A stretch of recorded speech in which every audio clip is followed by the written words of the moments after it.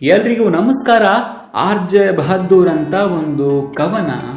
ಮಣ್ಣಿನ ಮಡಿಕೆಯ ನೀರು ತಂಪು, ಹಾಗಾದ್ರೆ ಮಣ್ಣೇ ತಂಪು.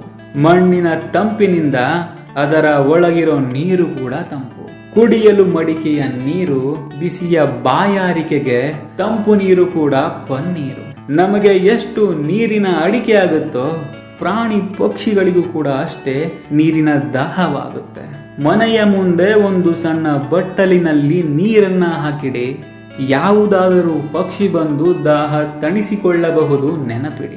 ನೆನಪಿರಲಿ, ಪಕ್ಷಿಗಳಿಗೂ ಮಾನವರಂತೆಯೇ ನೀರಿನ ದಾಹವಾಗುತ್ತೆ. ನೆನಪಿಡಿ, ಮಾನವರಂತೆಯೇ ನೀರಿನ ದಾಹವಾಗುತ್ತೆ ಅಂತ ಹೇಳ್ತಾ ನನ್ನ ಈ ಕವನ ಮುಗಿಸ್ತಾ ಇದ್ದೀನಿ.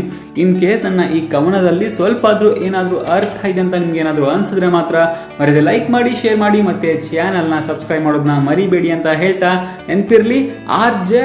ಬಹದ್ದೂರ್ ಅಂತ. ಧನ್ಯವಾದ.